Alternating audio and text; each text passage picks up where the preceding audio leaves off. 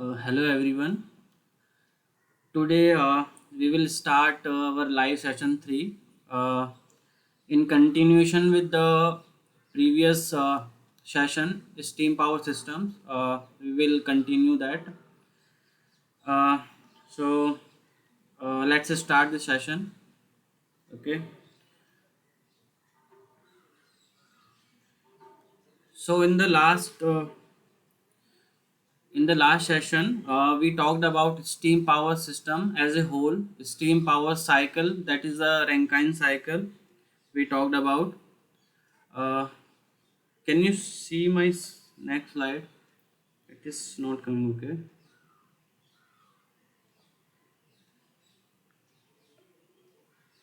Yeah.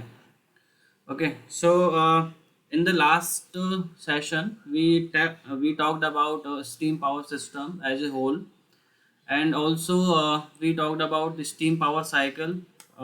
Specifically, we discussed about Rankine cycle. So in this whole steam power system, this you can see in the red dot square or red dot rectangle, that is the steam power cycle, which consists of a boiler, turbine, a condenser and a pump.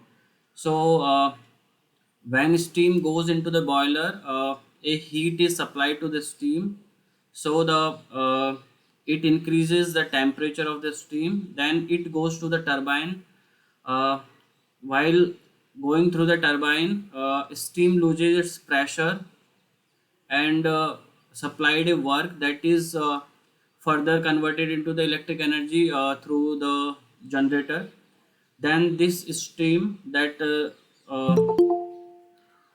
high temperature low pressure steam from the turbine exit, goes to the condenser. Here it condenses into the water, losing some heat to the environment or cooling tower.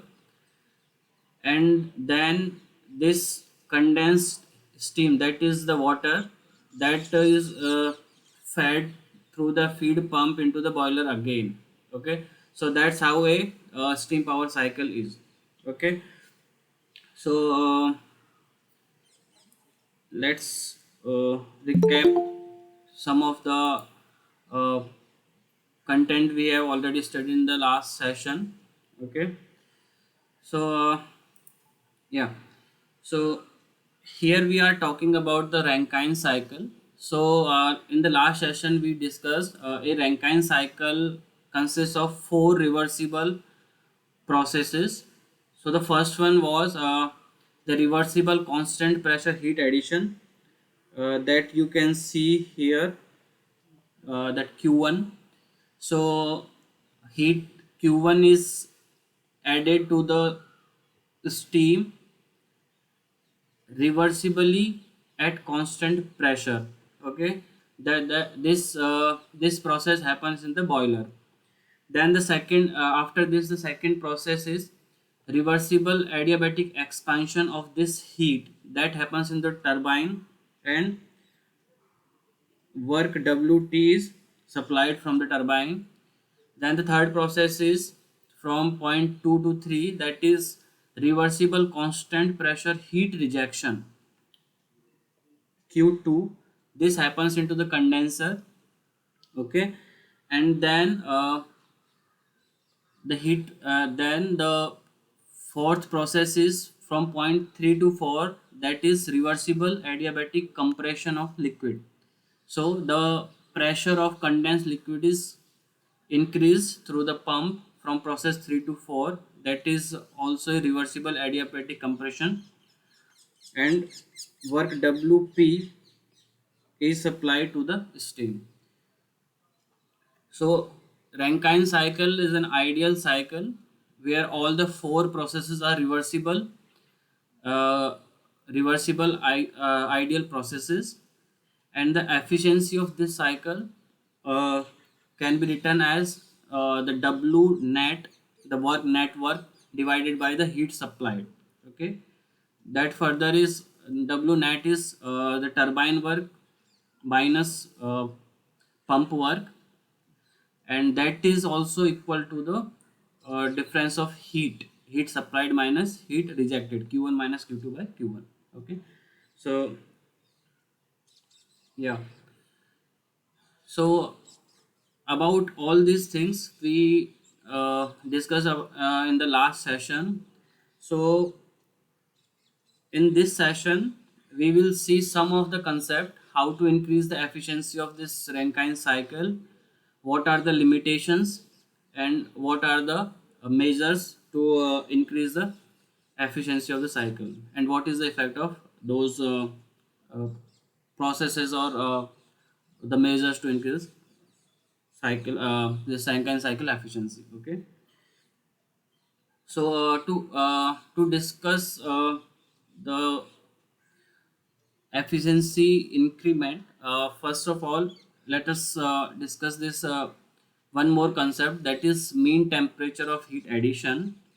So here you see a cycle, that is a Rankine cycle from 1 2s 3 4s and 1. Okay, that is a typical Rankine cycle. uh, but let us assume here you can see that the heat is being added at constant pressure, but the temperature of this whole process is variable. It is varying from 4s to 1, that is not constant temperature. Now let us assume this heat is being added at some mean temperature, that is Tm1 of heat addition. So so this mean temperature should be somewhere here, as you see from point 5 to 6. Okay, so this average or this mean temperature of heat addition, if we consider now, now if we consider this mean temperature, then the heat supplied to the steam can be written as, the heat supplied to the steam is Q1 is H1 minus H4s, and that can be written as Tm1, the mean temperature of heat addition, into the increase in entropy. Okay, this way it can be written. So here here we can write the mean temperature of heat addition Tm1 is equal to H1 minus H4s divided by S1 minus S4s. Okay, so this is the mean temperature of heat addition that we are assuming here. So if we see the cycle efficiency, that is neta is equal to 1 minus q2 by q1. So here q2 here is, q2 is the heat rejected.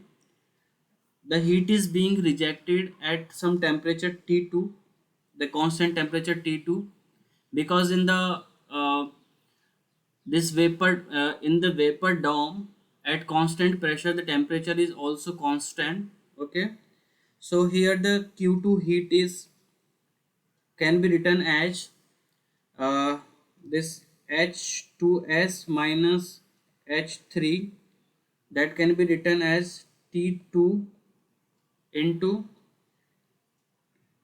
S2s minus S3. And as you see here in the figure,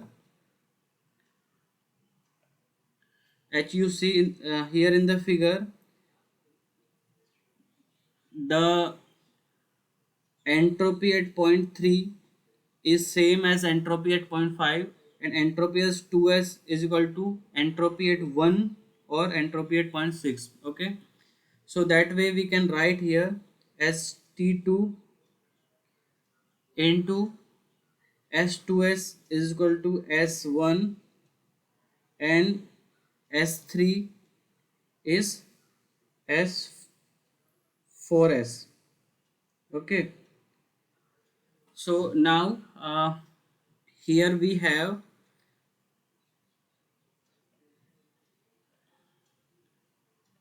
now here we have this Q2 and also Q1. When we put those values into this efficiency equation, then we can write efficiency is equal to minus 1 minus Q2, that is T2 into S1 minus S4S divided by Tm1 S1 minus S4S. Okay, so the efficiency is equal to 1 minus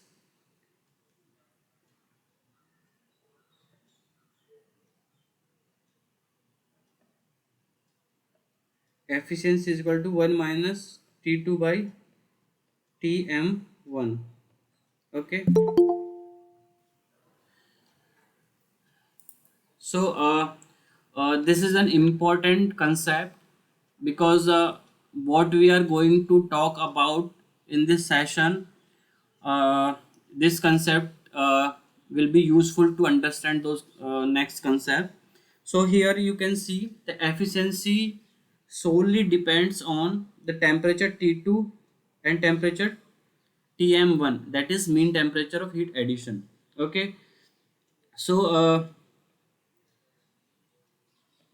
yeah, so now if we want to increase the efficiency, here we have two parameters to take change. The one is temperature T2, that is the temperature of heat rejection, and temperature Tm1, that is the temperature of mean temperature of heat addition. So first we saw this temperature T2. So here, as we reduce the temperature T2 here in the figure, as we reduce it, the amount of heat rejected also reduces, but there is a limitation on this temperature T2 because we are rejecting the heat in condenser at some temperature, and that temperature can be reduced at max to the environmental temperature T naught.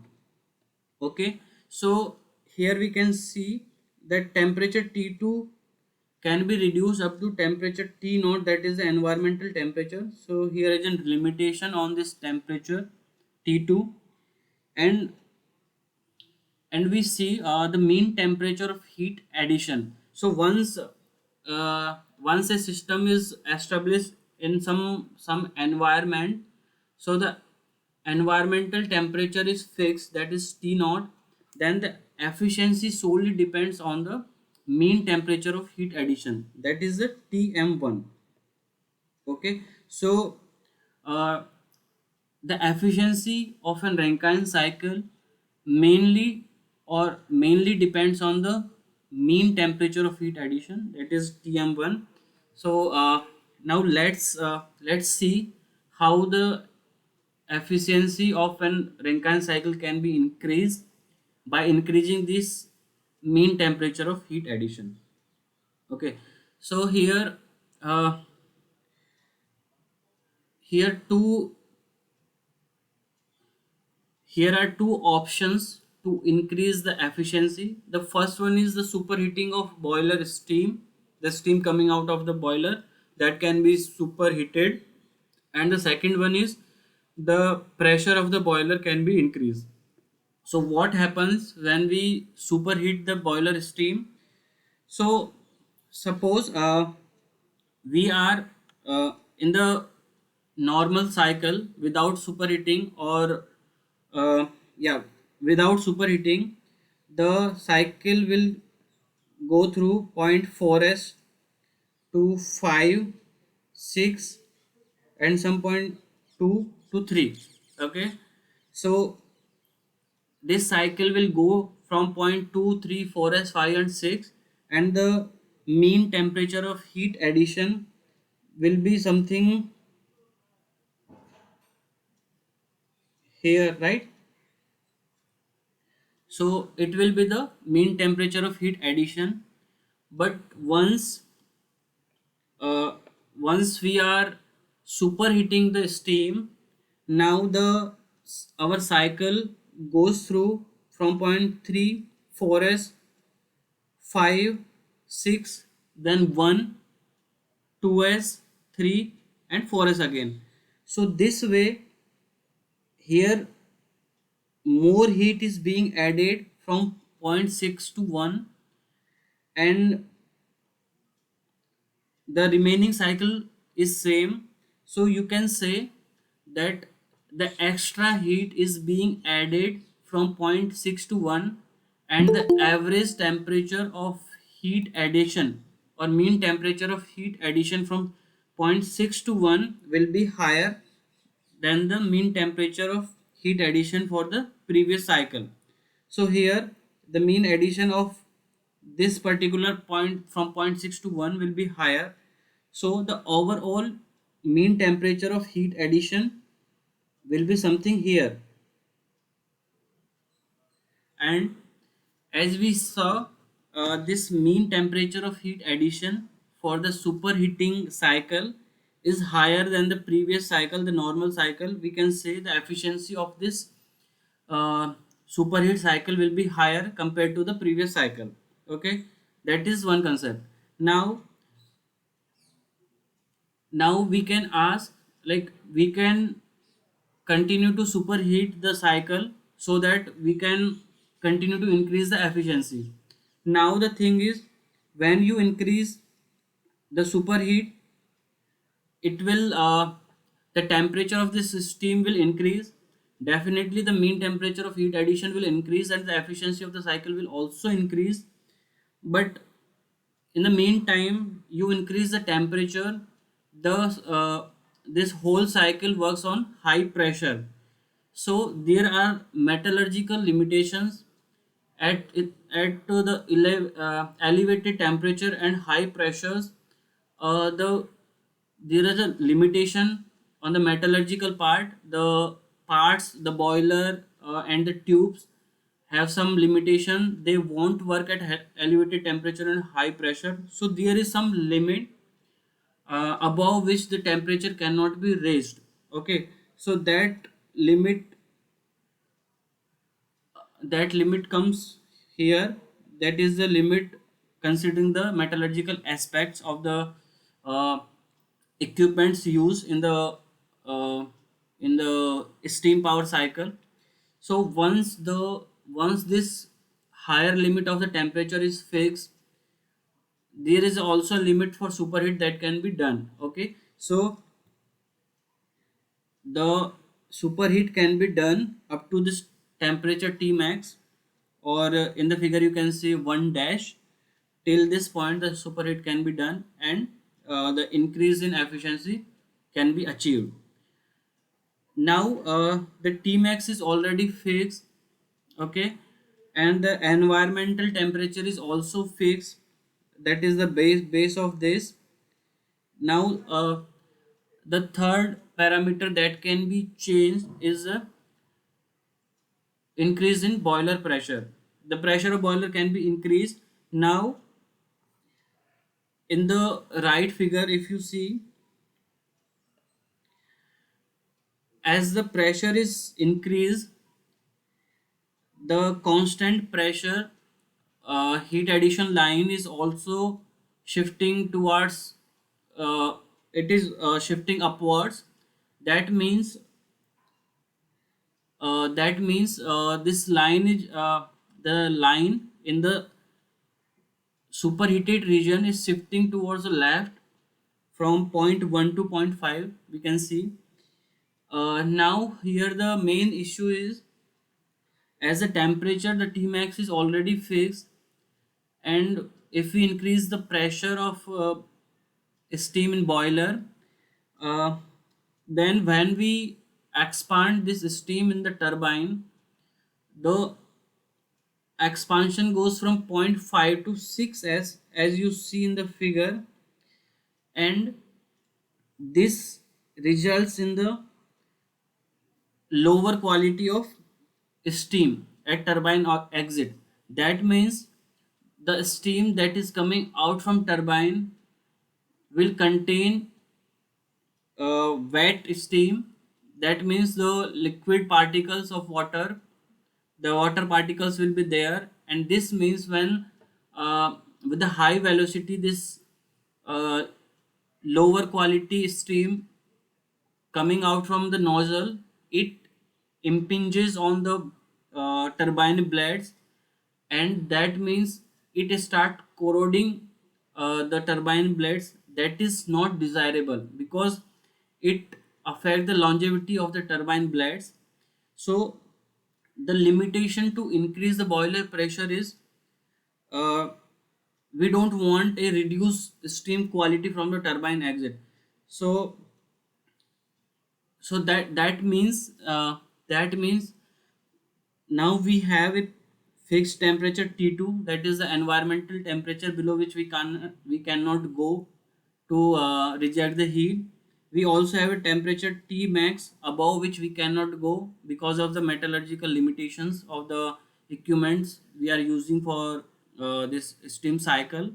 And also now we have a pressure limit at some pressure P2 above which we cannot go because the expansion of the steam at those high pressure in the turbine will result into the reduced quality of the steam. That is also not desirable, considering the longevity of the turbine blades. Okay, so these are some ways which can be used to improve the efficiency, and also there are some limitation to these methods. So we discuss about these three things. The first one is superheating the boiler steam, that increases the efficiency, but there's a limitation considering the metallurgical aspects. The second one is increase in boiler pressure, but there is also limitation that the quality of steam at turbine exit will be lower. That is not again desirable. The third one is reducing the temperature of heat rejection. There is also limitation that that temperature cannot be reduced below the atmospheric temperature. Okay, so three ways and the three limitation, and all those three ways we talked about is to increase the mean temperature of heat addition. Okay, now apart from these ways, what are the other methods that can be used to increase the efficiency of a Rankine cycle? So we will talk about those methods in the next slide. Okay, so here is one more method, that is reheat cycle. So in the last slide we saw that we cannot increase the boiler pressure above certain pressure P1 max, because above this temperature, if we expand the steam in the turbine, the quality of the steam at a turbine exhaust will be uh, lower quality, that we do not desire. Okay, so in those condition the reheat cycles can work. So what happens in a reheat cycle is, from a higher pressure high temperature steam, it it expands in a turbine. That turbine is high pressure turbine, so it do not expand to the full, it expands partially. Then at some point 2s, near the saturated steam point, uh, at this saturated steam point, this partially expanded steam is again heated through the boiler to the point 3, that is the maximum temperature considering the metallurgical limitations here. Okay, and then again it is expanded in the lower pressure turbine to the fullest. Okay, so now here you can see that we can take advantage of high pressure in the boiler, as well as reducing or controlling the problem of this turbine exhaust steam quality. Okay, so here you can see, if this at this high pressure P1, if we expand this steam to the in a single stage, then it will expand up to point 4 s, and the quality of steam at turbine exhaust will be very lower, that is not desirable at all. So what we are doing here is we are expanding this steam from point 1 to 2s in high pressure turbine partially, then we are heating it again from 2s to point 3, and then we are expanding it again in low pressure turbine to the point 4s. So this way we are using the high pressure of turbine, high pressure of boiler, and also we are controlling the steam quality at turbine exhaust. Okay, so so this process or this cycle, this reheat cycle, takes advantage of both the superheating and also the high boiler pressure. Okay, so from this figure we can see the net work output. uh, Without reheat cycle the work output will be this hashed area, but from here we can see as we reheat, we use reheat cycle here, this hashed area in green is also being added to the network. So we can say from here that in the reheat cycle the network output increases, but we cannot say much about the increment in efficiency because uh, that solely depends on the mean temperature of heat addition from point 2s to 3. Okay, but what happens is in general the reheat cycle contributed to the small increment in the efficiency,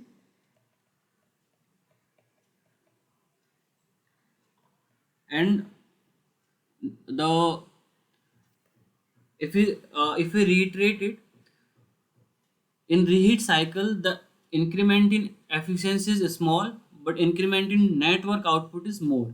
Okay, so this is about the reheat cycle. Now the second method is regeneration. Okay, so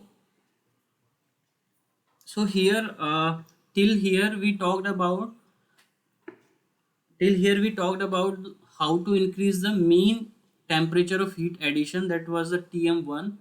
Now if you see in this figure, the first figure on the right, okay, so here we can see from point 4 to 5, from here to here, if we can see that heat is being added at lower temperatures than from point 5 to 1. Okay, so here if we somehow can reduce this part of heat addition from point 4 to 5, then the heat addition to the steam will be from point 0.5 to 1, and the mean temperature of heat addition will be higher. Okay, so to achieve this thing, uh, in regenerative cycles this feed water from pump exit is heated outside the boiler to add this heat from point 0.4 to 5 to the feed water, and then in the boiler the heat Q1 is added from point 0.5 to 1 at a higher mean temperature of heat addition. Okay, so this part from point 0.4 to 5, that is also in the saturated liquid region, so this sensible heat is provided to the feed water before the boiler. Okay, so this way this mean temperature of heat addition is increased.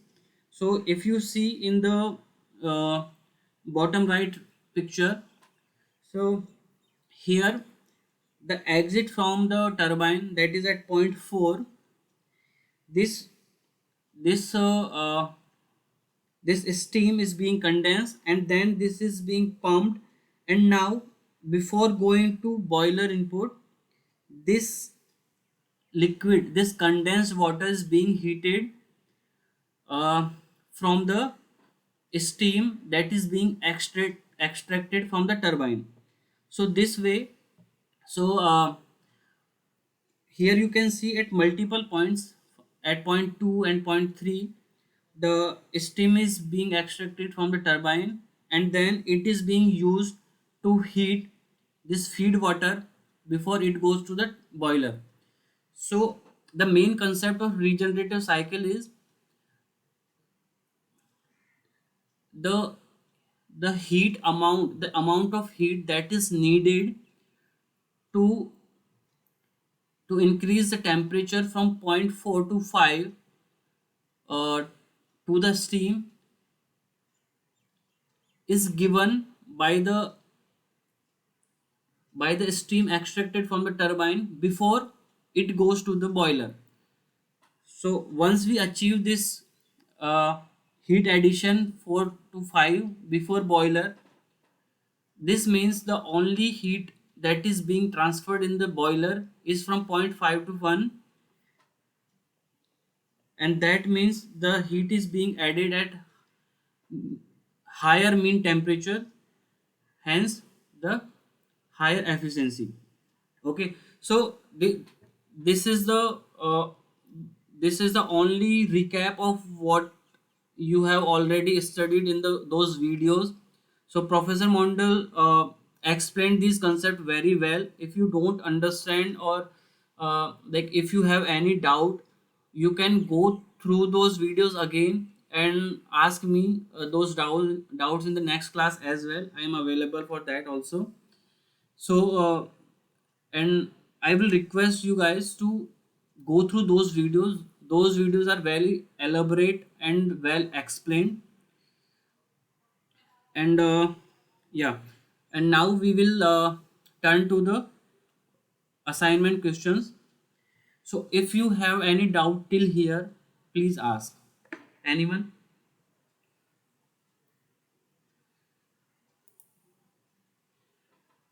Okay. Sir, Yeah, Chintada. sir, what is the plasma in this turbine plasma range? Oh, again, can you ask it again? What is the plasma range of temperature concept in the steam turbines? So, Chintata, I'm not getting you what you are asking. So please type it in the chat box. I will answer you. Okay. So yeah, you type that question in the chat box. I will look at it and answer you. Okay. So till then, let's move to the assignment questions. So far we have discussed about the efficiency of the Rankine cycle, the methods to increase the efficiency, the limitations, the rate cycle, and regenerative cycles. Now, now the first question is, which of the following methods do not increase the efficiency of a simple Rankine cycle? Okay, so the first option is superheating the steam. So we talked about it. If we superheat the steam, that is one of the methods to increase the efficiency. So it increases the efficiency. So option 1 is wrong, because it was asked to the method do not increase the efficiency. So superheating increase the efficiency. Increasing the boiler pressure also increases efficiency. So this option is also wrong. Lowering the condenser pressure. So lowering the condenser pressure means lowering the condenser temperature as well. That means the heat rejection, the amount of heat rejection is also less. That means the efficiency is 1 minus Q2 by Q1. And if Q2 is less, that means efficiency increases. So it also increases the efficiency. So option 3 is also wrong. And the fourth one is decreasing the boiler pressure. So decreasing the boiler pressure means the mean temperature of heat addition is also lower. That means the efficiency is lower. So this option is wrong. So this is the option that this is the method, the decreasing the boiler pressure, that do not increase the efficiency of a Rankine cycle. Okay, any doubt here? Okay, so the next question is superheating the steam increases the efficiency of the cycle, and also it improves the steam quality at the turbine exit. Okay, so uh, we can see in this figure, if the superheating is not being used in the cycle, then this this whole cycle will go through 3 4s 5 6 and 2. Okay, and once we use the superheating, let's say 2.1, now we can see this cycle goes from 4s 5 6 1 2s, then 3 and 4s. So this way, using superheat, you can see the mean temperature of heat addition of this part will be higher. So using superheat will increase the mean temperature of heat addition. And also you can see, after the expansion, the quality of steam at turbine exit is also improved compared to the cycle where superheating is not being used. So quality is also improved. So again, reading the question, superheating the steam increases the efficiency, yes, and also improves the steam quality, yes. So the option true is the right answer.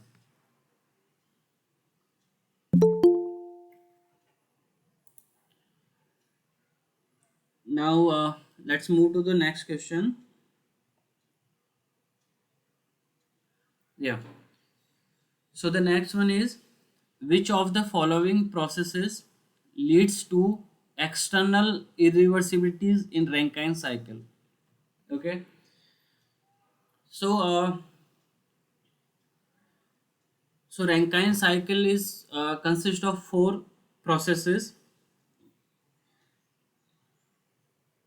So two are constant pressure, heat addition and rejection, and two are reversible, adiabatic, expansion and compression. Okay, so in reversible, adiabatic, expansion and compression, these both processes are reversible. Okay, and there is nothing that can lead to the external irreversibilities. There are internal irreversibilities, but no contribution to the external irreversibilities. Okay, but if we see both the constant pressure heat addition and heat rejection, so in the heat addition part, that is happening in the boiler, and heat rejection part, that is happening in the condenser as well. So in both the parts, there is a finite temperature difference between this boiler or condenser. And for boiler, there is finite temperature difference between boiler and the heat being supplied from the products of fuel. And also in the condenser part, there is this finite temperature difference between this condenser and the cooling water being used for the heat rejection. So due to this finite temperature difference, there comes the external irreversibilities in both the heat transfer processes. So the first heat transfer process is the heat transfer to the boiler. Okay, so in the boiler, again, finite temperature difference is there. So that results in the external irreversibility. And the second one is heat transfer from the condenser. So again, in the condenser there is a finite temperature difference between this cooling water and uh, the steam being condensed. So here is also the external irreversibility, but work transfer from the turbine. So during this work transfer from the turbine there is no external irreversibility, so this option is wrong, and this is also not an option. Okay, so during the heat transfer in boiler as well as in condenser, this leads to the external irreversibility due to finite temperature difference. Okay, so option 1 and 2 are the correct answer to this question. Now moving to the next question. So yeah, this is by incorporating the reheat stage in a Rankine cycle. By incorporating the reheat stage in a Rankine cycle, the efficiency of the cycle increases, and reheating also increases the steam quality. So again, here you can see in the diagram. So from point 2s to point 3 is the reheat cycle.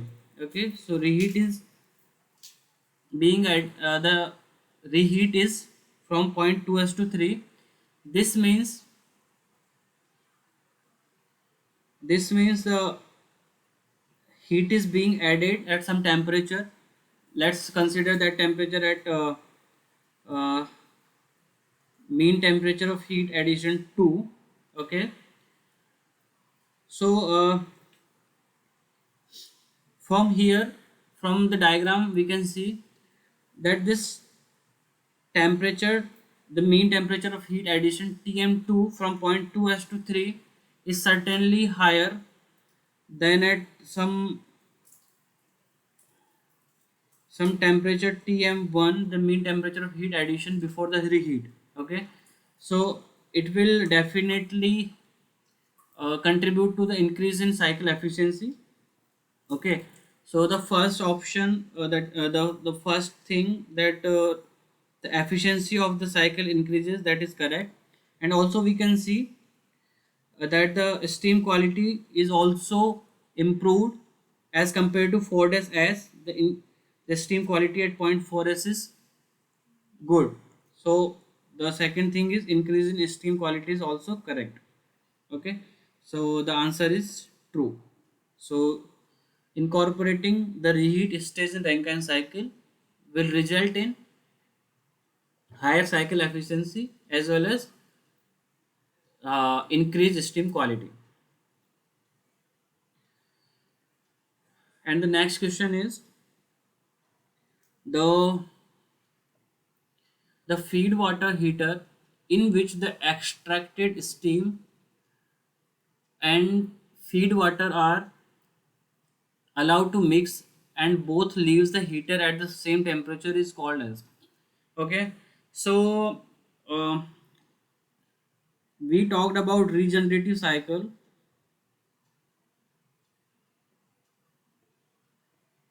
So in regenerative cycle, the steam is extracted from the turbine, and this steam is used to increase the temperature of feed water before it goes into the boiler. Okay, so it is done in feed water heater. Okay, and this feed water heater can be of two types.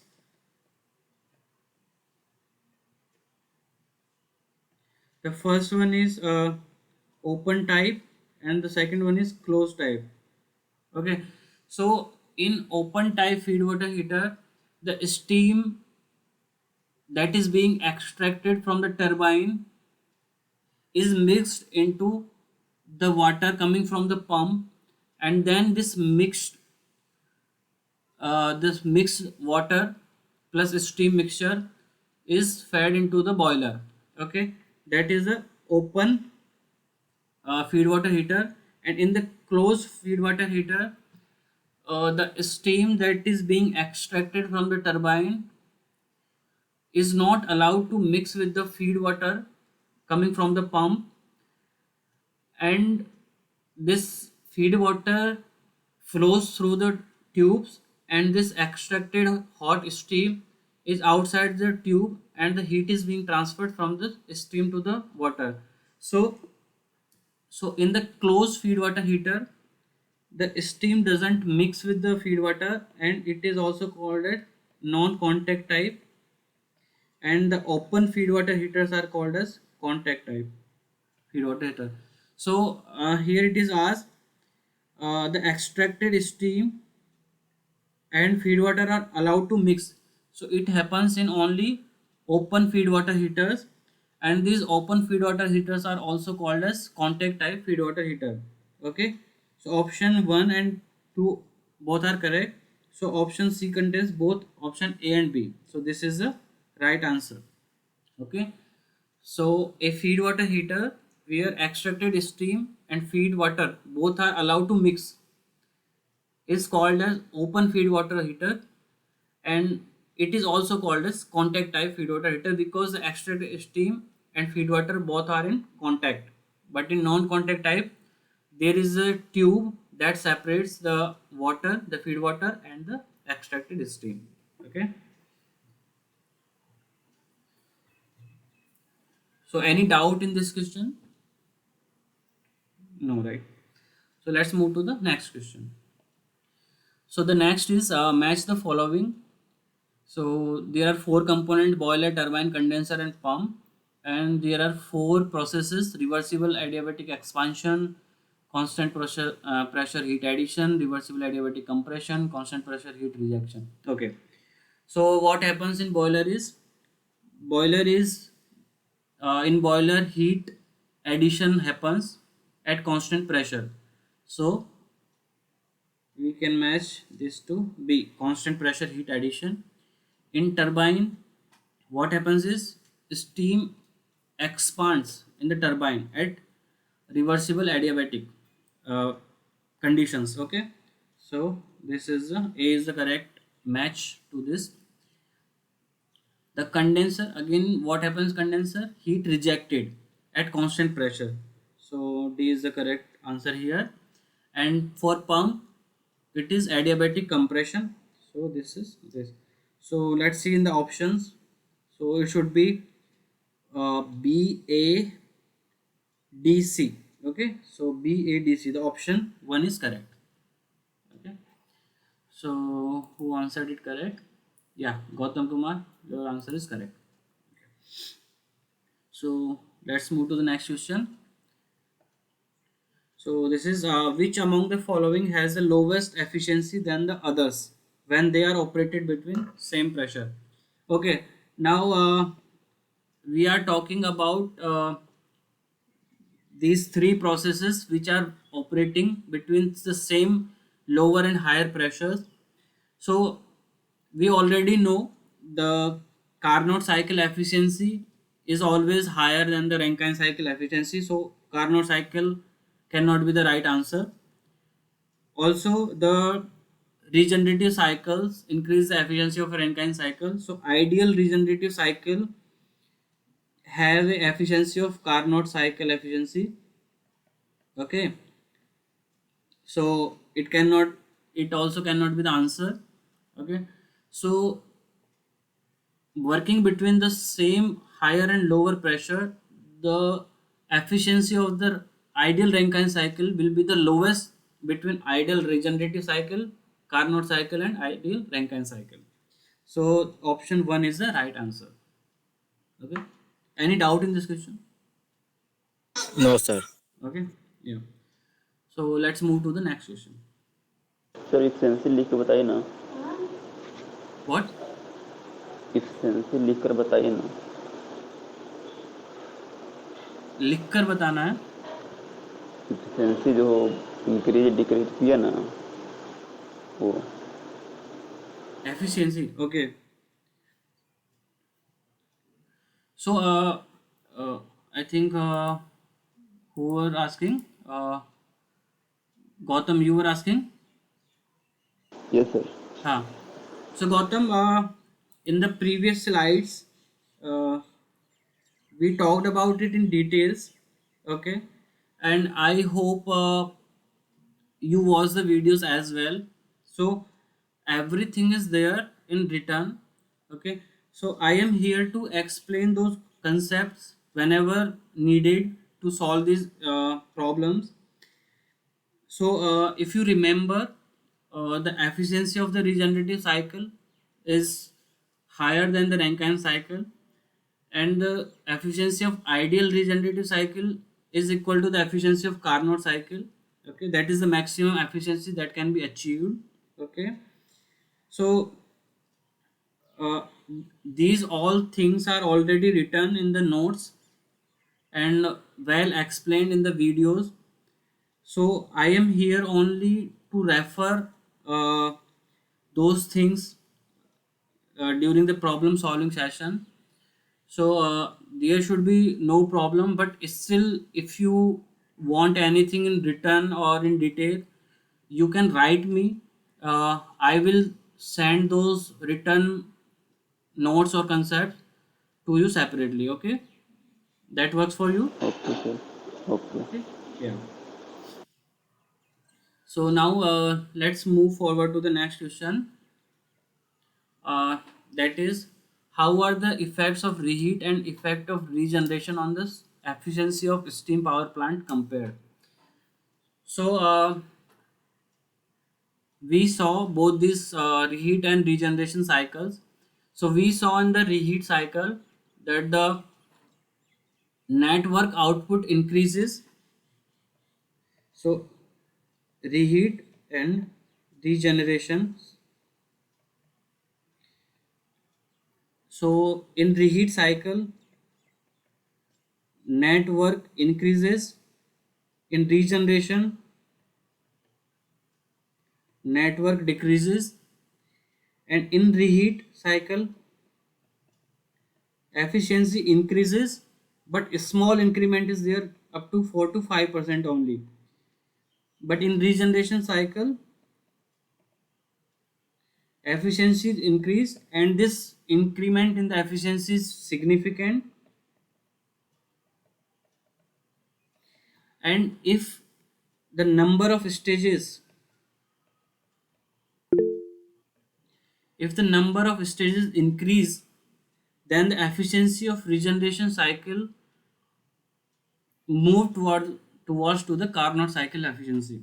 Okay, so the more number of stages, the regeneration cycle efficiency increases, and always try to achieve the Carnot cycle efficiency. Okay, so here in the options we can say the effect of regeneration is higher in terms of plant efficiency compared to the reheat cycle.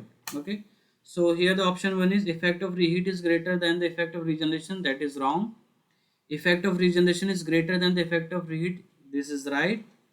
Both the reheat and regeneration same effect. No, nothing. So option B is correct here. The effect of regeneration is greater compared to the reheat cycle on the plant efficiency. Okay, let's move to the next question. That is, higher efficiency during the regeneration process in Rankine cycle is because, so higher efficiency in regeneration cycle. Why? So we discussed this thing initially. That was in regeneration cycle. Uh, in regeneration cycle, we are removing the heat addition component that is at low temperatures, as you saw in the. Uh, okay, let me refer to that slide. Okay, so in regeneration cycle, here we saw that we are removing this heat addition component from 4 to 5, that is at lower temperature, using the using or extracting the steam from the turbine and uh, heating the feed water before it goes to the boiler. So that way we are reducing this component, this sensible heating component. So what we are doing here is we are reducing this sensible heating component, and we are ensuring that the heat addition in boiler is at high mean temperature of heat addition. So now let's again go to that question 9. So here is the efficiency during the regeneration process of Rankine cycle is higher because heat is added before steam enters the low pressure turbine. No, that happens in reheat cycle. The average temperature of heat addition in the boiler increases. Yes, so the option B is correct. The total work delivered by the turbine increases. No, even this reduces, but the efficiency increases because of the average temperature of heat addition increases in the boiler. The pressure inside the boiler increases. No, there is no effect on the pressure. Okay, so in regeneration process the cycle efficiency increases because the average temperature of heat addition in boiler increases. Okay, so option B is the right answer. Any doubt in this question? No, let's move to the No, next. Yeah, you are asking something. no, no, sir. Okay, so let's move to the next question. So the next question is, which of these is sometimes neglected in Rankine cycle? So in a Rankine cycle, the turbine work you cannot neglect it, because this is the only thing you want from a whole cycle, the steam power cycle. You want turbine work, that is the uh, work you need. Second is pump work. So this pump work component is very small. Okay, and compared to turbine work WT, this pump work WP is very small, and usually this is the work, this is the component in the Rankine cycle that is often neglected, because being very small or negligible compared to the turbine work. So this is the right answer. The condensate heat we cannot neglect, because it is the heat rejected to the environment, that is Q2. And also boiler heat, that is also cannot be rejected. This is the heat Q1 that is supplied to the steam. So this is also a major component, it cannot be neglected. So out of these four options, only the pump work is the smallest of all these four components, and it is very small compared to the turbine work. So that's why it is maximum time, this is the component, the pump work is the component that is rejected in the Rankine cycle. Okay, so any doubt here? No sir. Okay, sir उसका PDF provide करवा दीजिएगा. सो इसका PDF का link दिया गया है, I think that course page पे है, and yes sir. all these PDFs are in the Google Drive folder, so you can access all those PDFs. Okay, yes sir. yeah.